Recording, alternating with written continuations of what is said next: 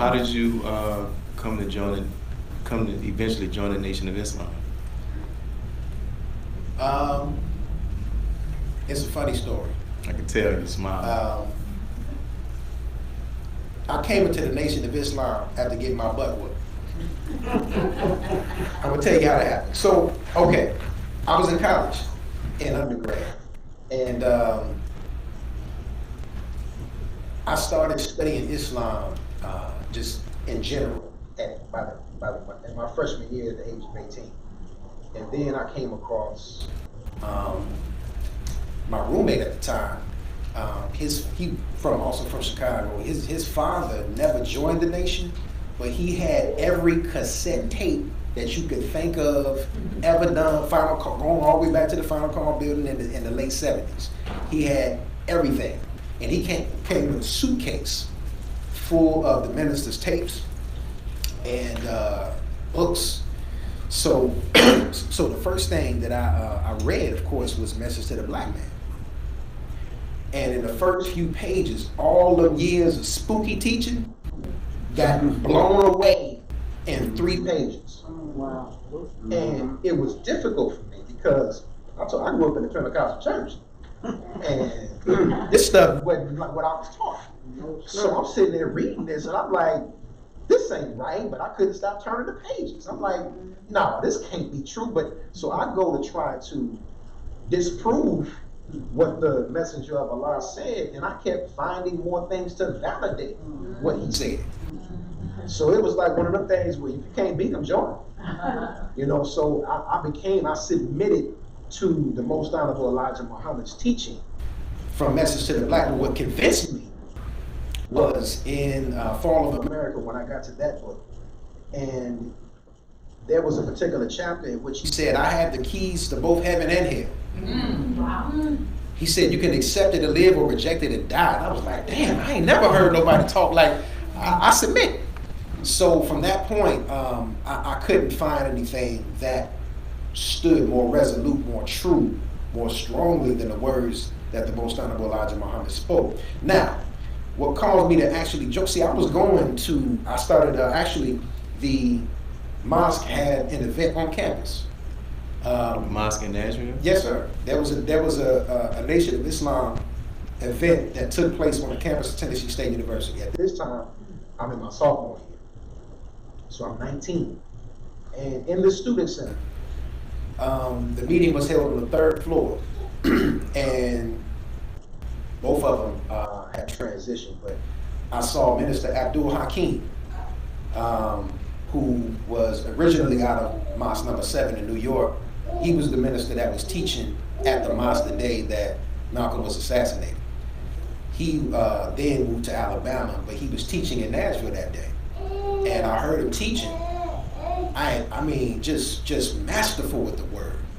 And I saw Minister Majid, who was the representative in Nashville, who originally came out of Cleveland, and he stood up in the rebuilding, took Nashville. And when I saw Minister Majid, I looked at him. I remember sitting in the audience and I looked at him. And the Spirit told me, you need to help him. Didn't know why. So when it came for acceptances, this was back when, I don't know what it was like in New Orleans, but back then, we had a player's card with a yellow card. So I signed that player's card, raised my hand, and went up there and shook him and shook his hand. And from that day, I started going to orientation class like the next class. And I spent time in there, and I was in there with a couple of brothers, brothers off the street, and the ego inside of me felt that I didn't really need it, because I felt that it's like, I got the teachers, I don't need to really join, and all that. And so I went back to my dorm room, and I had a different roommate at this time that I didn't really see eye to eye with. And the brother, how do I say, he was a little soft, and he would be on the phone with his girlfriend like all night long. You remember there's a Budweiser commercial a long time ago where this dude was in the corner. He's like, no, you say it first. No, you say it first. No, you say it first. And that was kind of like that. And his friends like snatched the phone up out the cord or whatever. And so I call myself doing that out of ego. I was really full of myself at the time. I was hot because it was like 3 in the morning. I'm like, dude, this is ridiculous. So I get up and snatch the cord. I'm like, hey man, I need you to go. I ain't getting off the phone. I snatched the cord out the phone, just real disrespectful. I turn around and my man decides to grab. He tackled me from behind in the dark. But my head hit the little air conditioning unit I own, and next thing you know, I saw the fist of glory coming from the sky. Wow.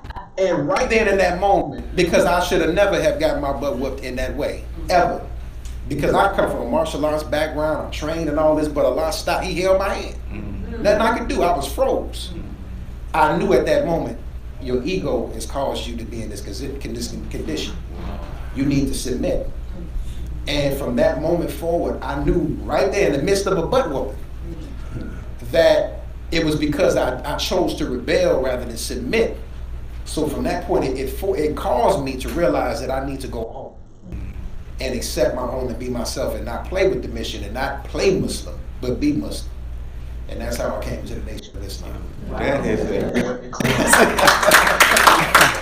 Not many people know that story. But I appreciate you even sharing that and the humility and for you to be able to share that, because most people don't talk about, when we talk about our old time fighters, people always talk about the W's, but we don't talk about the L's. Don't talk about them L's. Yeah. So I appreciate you even sharing that. So, that's the gift of cultivating, and sharing what you know with those who do not know.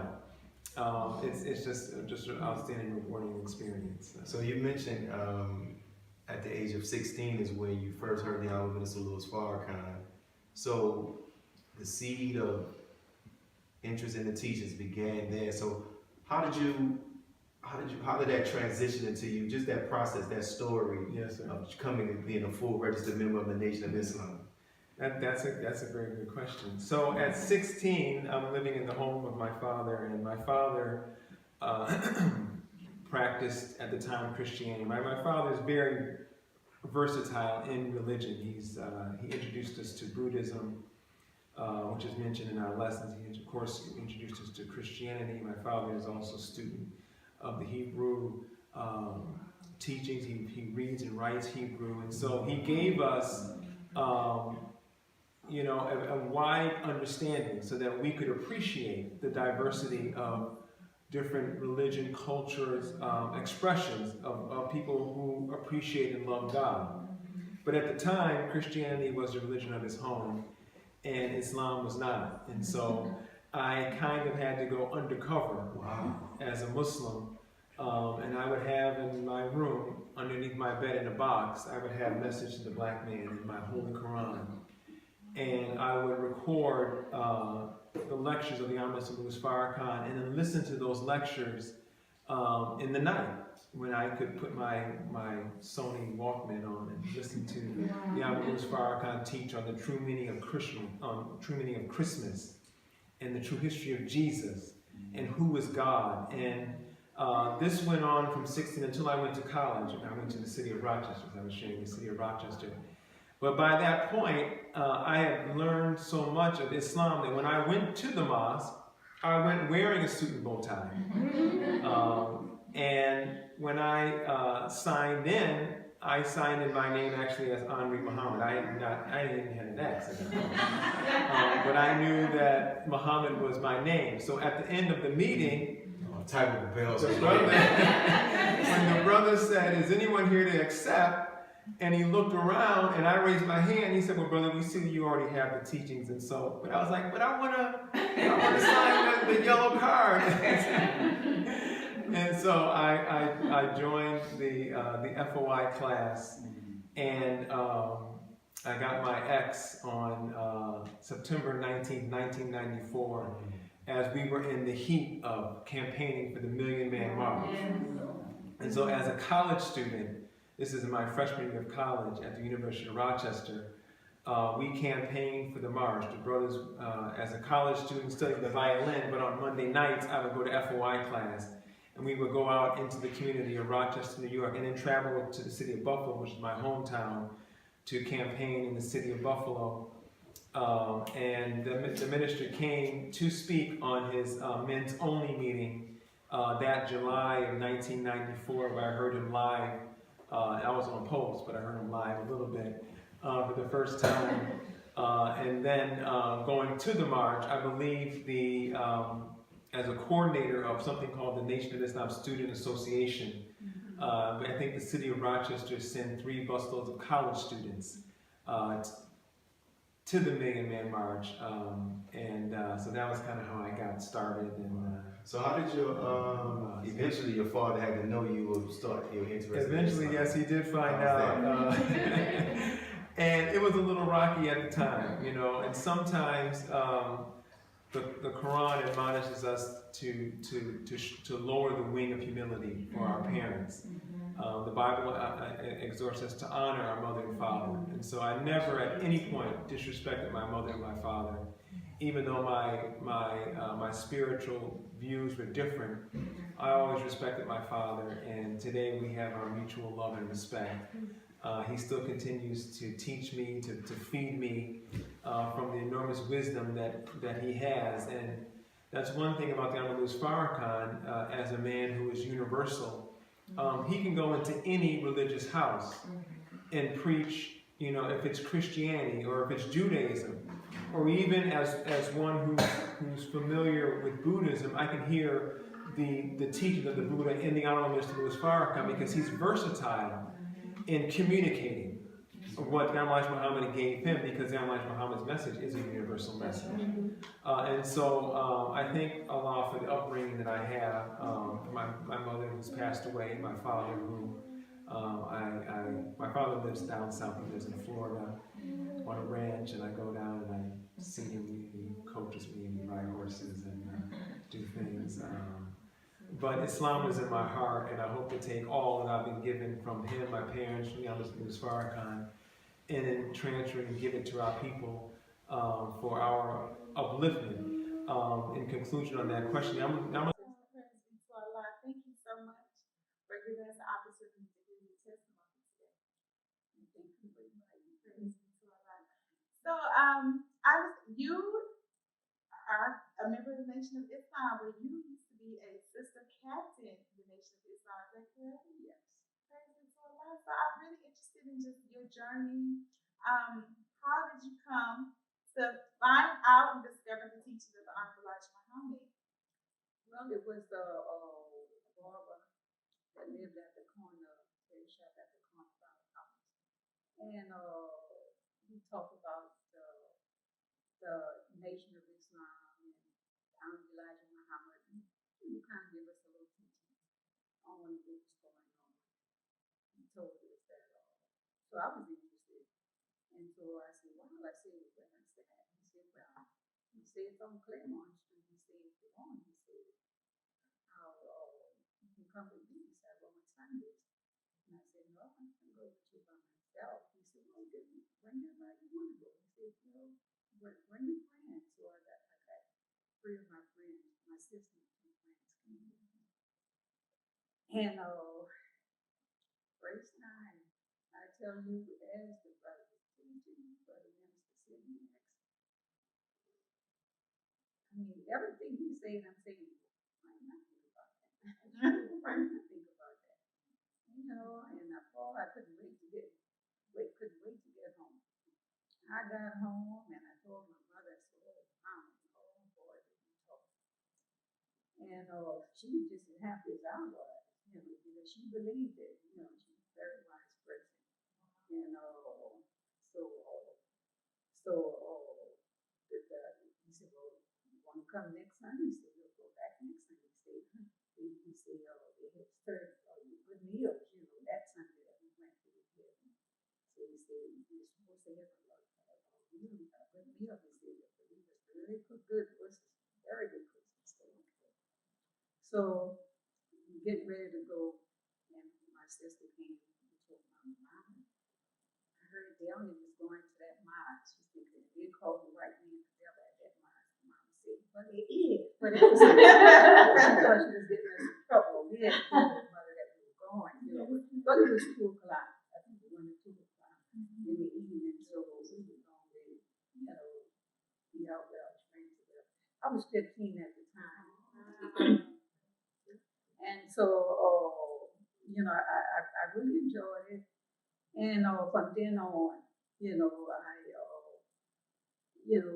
my mother and I, we had conversation about it. And, then we would go and then, for a period of time, I started going on my own. At times, I go on my own. But I really, believed it. I really believed it and stuck with it. And so that was my, first experience with ministry. And then as time went on, I got older, graduated from high school, got a job, and got back connected with one of the sisters, that was previously at the temple. And at that time, then she and I got real close, so I started coming every Sunday. Every time the door was open, I was there. And I remember, and that was for years. And so Brother Islam Muhammad, he was standing at the counter one day in the temple we were in. And I said, Sister Rose, every meeting you hear, he said, when you gonna join, sister? He said that. I said, just like came up. And I said, join. And I said, well, what do you want to say? So I said, so I went home and told my mother, what would you think about joining the Nation of Islam? She said, I've been expecting you to say it. And I'm afraid because I don't know what she's going to say. I know we talk, and she was a Christian, really. She was a spiritual mother of the church. And but she said, I've been expecting you. She said, there's nothing wrong with it. Nothing wrong with it. She said, I think it's a good thing. And as soon as she said that, that's it. Next meeting, I was right there, and I told her, I adjourned and got my letter.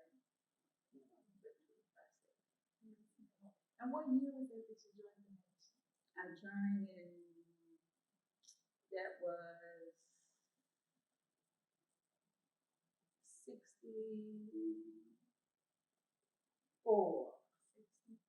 Yeah, because I was 21. 64. Yeah. With Brother Don. Then Brother Rashad was in the city. His daughter was leaving Xavier University. So that was last Friday.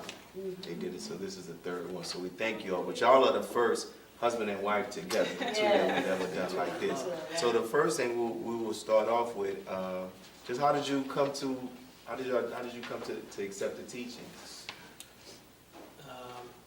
I was introduced to the teachings of Honorable Elijah Muhammad by my biological brother, who is the former study group coordinator, student minister of the city. He actually started, opened up the city. There's no Nation of Islam there prior since 1975. And in fact, the local city leadership said, because there was an incident where a police officer got killed by one of the FOI in 75, and they had made a declaration that they would never let the Nation of Islam return back to the city. But I was in high school, and my brother gave me the autobiography of Malcolm X. And then, after reading that, he introduced me to the Honorable Minister Louis Farrakhan by way of VHS tape, the historic Donahue interview. And from that, I began the progression of, picking up books, listening to the minister. And that same year, the Honorable Louis Farrakhan visited the University of Texas. And I was sitting in the audience. And after that, we formed an official study group in the city of Austin. I was processing. It wasn't until a traumatic event that I had personally. I was still in high school, but when I graduated, I ended up seeing one of my friends killed. We were processing together.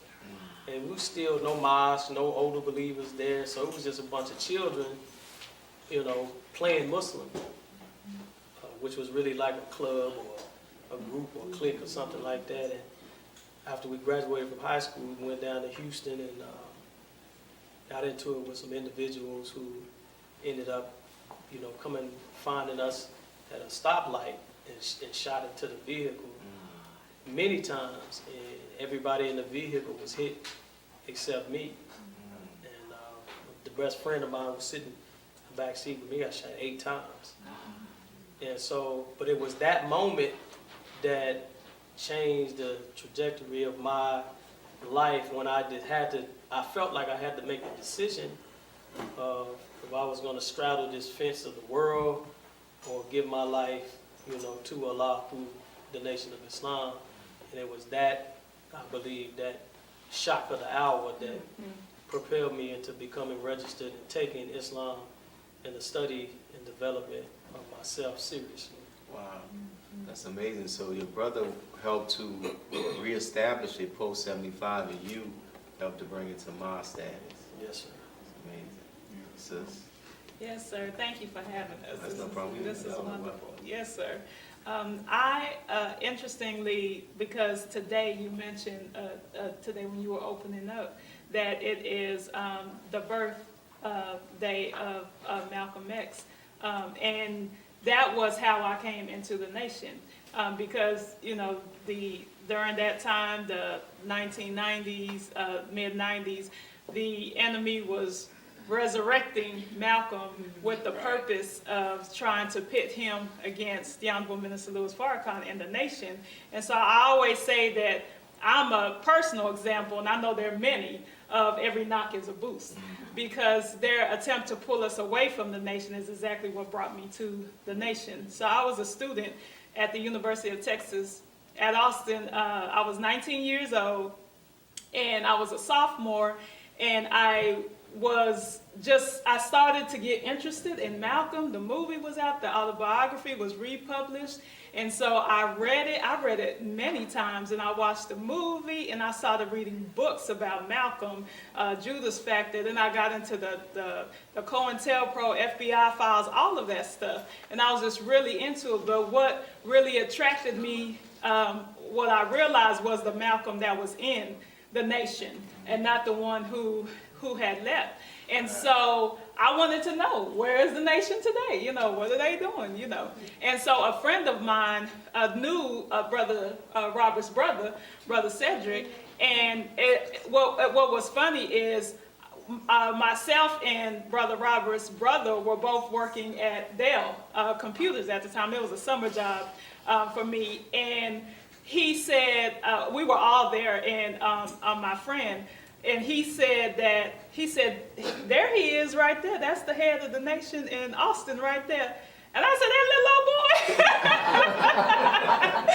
boy. Now, he's a few years older than me, but I was 19, so he was, 23, something like that. And I was like, how is he the head of the Nation of Islam? But anyway, so long story short, I attended my first meeting, and I was nervous about going in, and I sat there because my friend was supposed to come with me, and I was not going in until he showed up. I was not going in by myself. And you know how the brothers, they come and get your door. So I was like, I gotta go in. So I went in by myself. He didn't come to the end of the meeting. And so I came in. It was a Sunday meeting.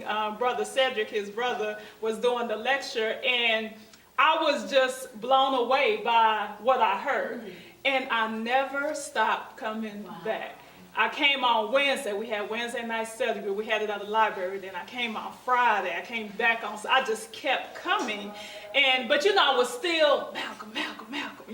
And so Sister Dr. Stacy now, who's in Houston, she was also a student at UT. She was 2 years ahead of me. And she said, I have a tape I want you to listen to. And so she gave me my very first audio cassette tape of the Honorable Minister Louis Farrakhan. And it was titled Malcolm X, 28 Years Later, What Really Happened. And so I heard that tape, and because I thought I was conscious, I was woke, as they say today. I could quote Malcolm and thought I knew Malcolm. I heard that lecture from the minister, and I was just like, whoa, wow. I saw and I heard from someone who really walked with Malcolm and really loved Malcolm and really understood him. And so my view just completely changed. But that was my only tape, so I listened to it over and over and over again, wore it out, have that lecture memorized to this day. That's how much I listened to it.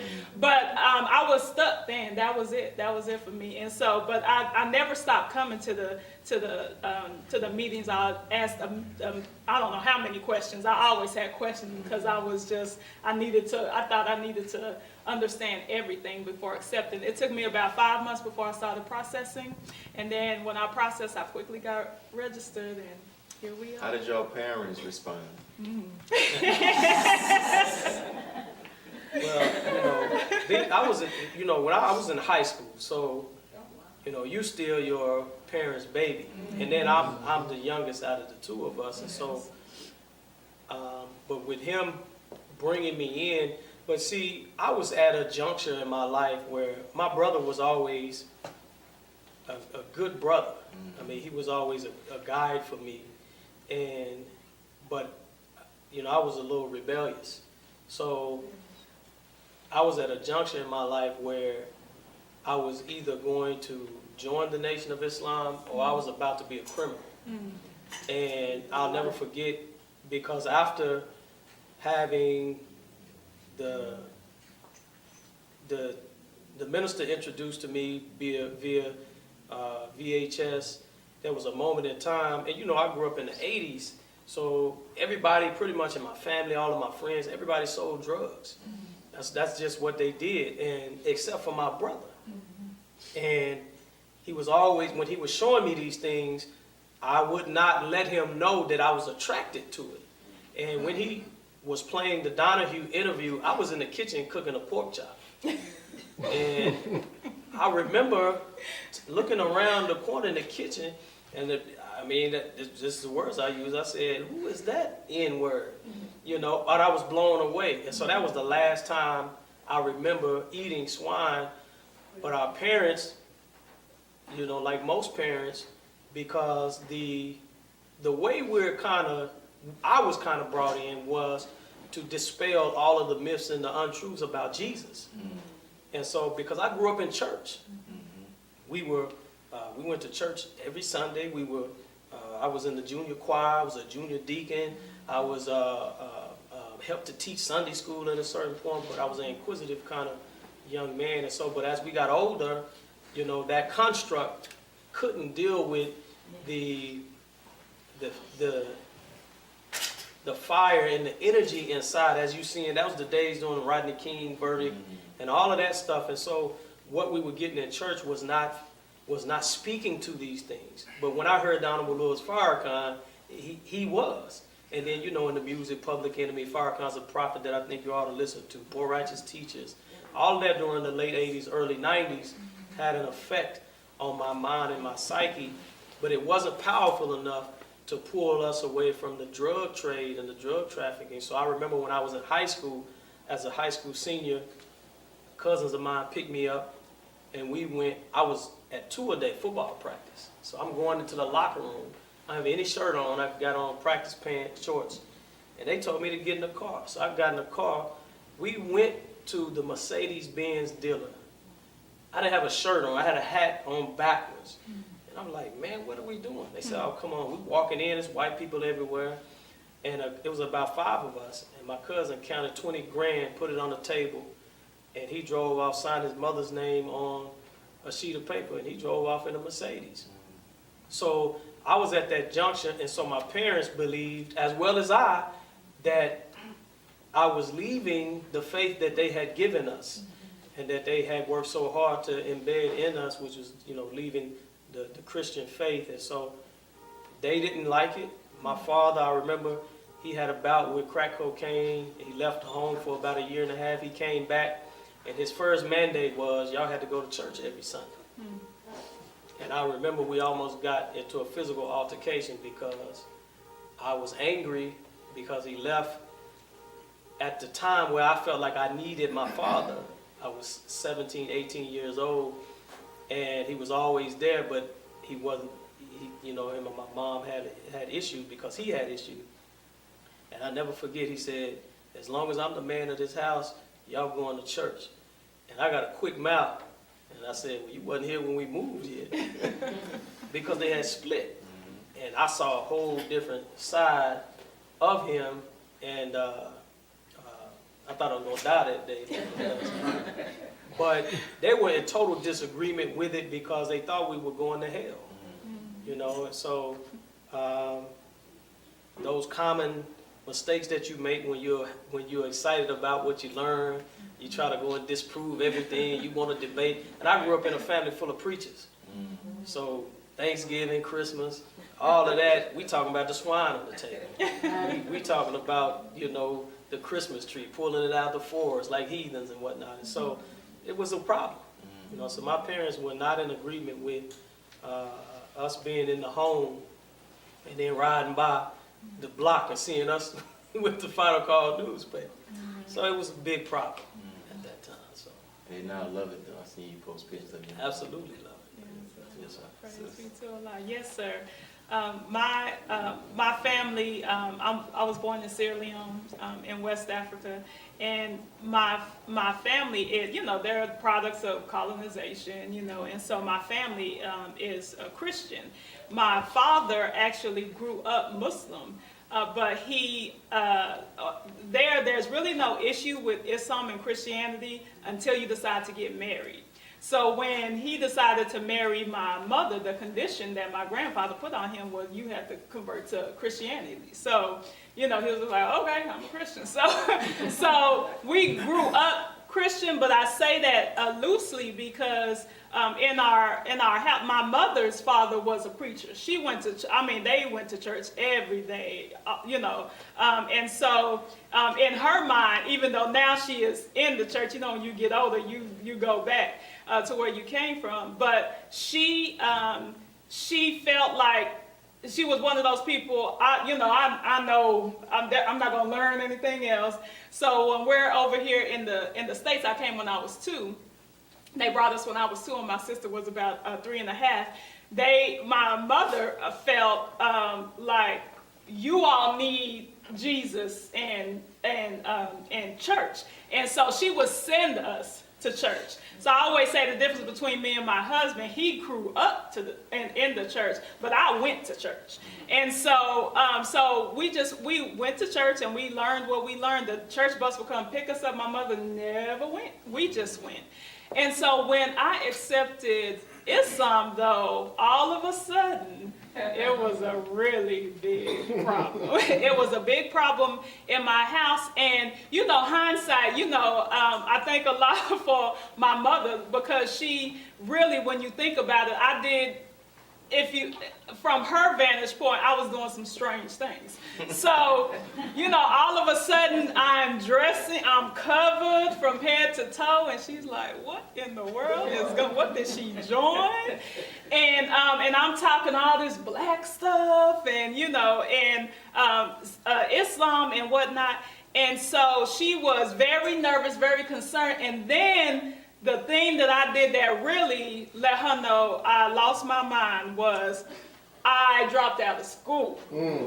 What'd I do that for? I dropped because I was like, you know, we're just silly when we're young. You know, I don't need all of this. You know, so I dropped out and I'm done with school. And so she was just like, oh, what is going on? And then 2 years after that, before that, let me tell you my father's reaction. My parents were divorced when I was about 7.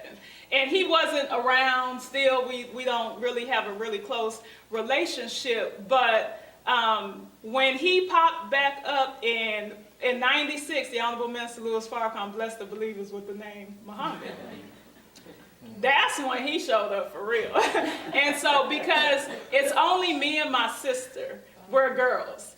And so even though I was like, if we got married, we would take the husband's name anyway, but he had a big issue with me changing my name from my maiden name is Teray, my slave name. I can't really say slave name, but my maiden name is Teray, and I changed it to Muhammad. And that's when he had a big problem. My father, who does not live with my mother, they're divorced, came to my mother's house and took this is before, just before, we're recording. We were recording at the time. He took all of my garments. He put them in the trunk of his car. He said he was going to go dump them. So it was a big combative thing with my father. My mother was just looking at me, shaking her head, but she wasn't really like, come at me. But my father was like, no, that's it, And so he would say negative things about the minister and whatnot. And so it was a mess for a while. But I have to tell you, it's amazing what just closing your mouth sometimes and just be an example as best you can, just strive will do. Because as we sit here today, what my mother is expressing about the Honorable Minister Louis Farrakhan, I'm like, who is this woman? And my father, when he talked to Brother Robert just a few years ago, he apologized to him.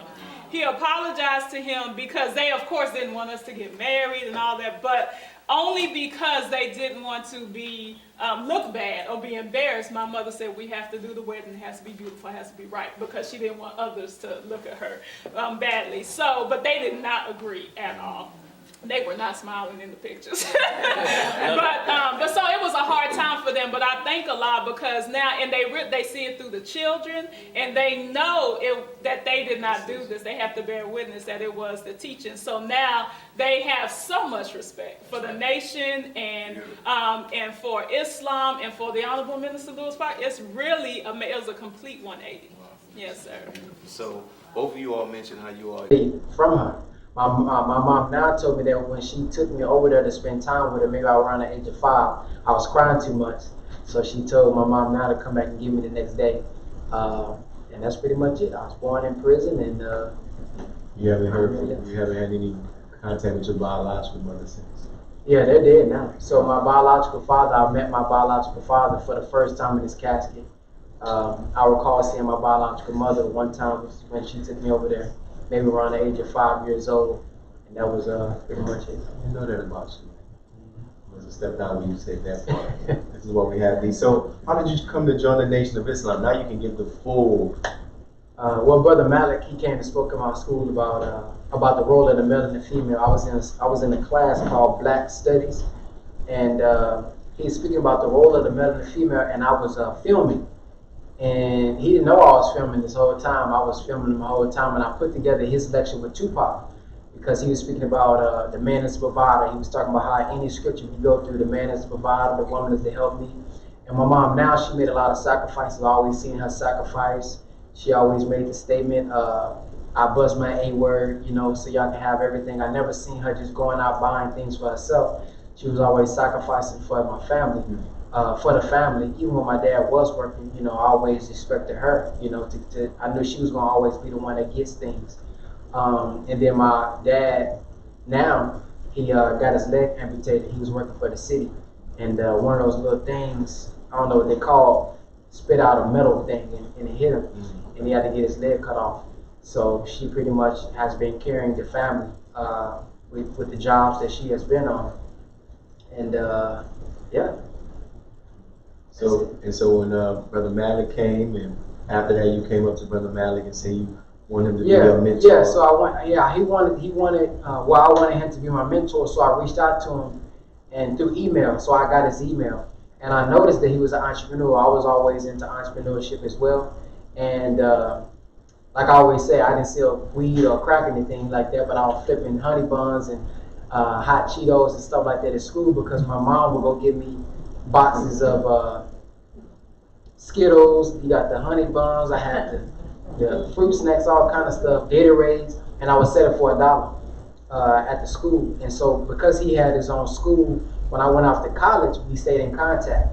And he was one of the brothers who supported me, of course, in joining the Nation of Islam. But I was in a valley of decision, because I had started to fall out of love with basketball at that time. I started to feel a lot better when I woke somebody up, rather than scoring a lot of points. People was happy with that. So when I dropped out of college, he said, I can only tell you the consequences that may happen, but either way, I'm going to always support you. And that was something that I needed, because I always wanted to be a businessman as well. And it seemed like a lot of people wanted to force me into only sports, but I was also interested in the camera, so I was always making YouTube videos already before I joined the Nation of Islam. But when I joined the Nation of Islam, I just put the teachings in the videos and the skits and stuff that I was already doing. So when I left college, he gave me a job at his school that they had. So I was working at the school there. And then, matter of fact, around that time, he began to tell me to check out the minister, the time what must be done. And at that time, I didn't understand what the minister was talking about. He was talking about, you know, the different wars that we was in, and I didn't care nothing about no wars. I just cared about basketball. And so when I began to watch Muhammad Ali, I was more attracted to Muhammad Ali because, of course, he had the personality. He was funny. He made jokes and stuff, but he was still stern and was real firm with the truth. So I was attracted to him. And then once I saw the minister's full lectures, he began to answer questions that I had about the Bible and about the scripture. And then after that, that's what brought me in, seeing the brothers going to the door to door. You know, oftentimes when you in Christianity or Baptist or whatever, you know, those type of people are looked down upon, or you got tattoos, or you sag, and why you didn't come to church. But the mosque, or the brothers as FOI, they went to those brothers. And when I read that Jesus was in the highways and the byways, and Jesus sat with the sinners, I said, well, this seems more of what Jesus would be doing. So upon your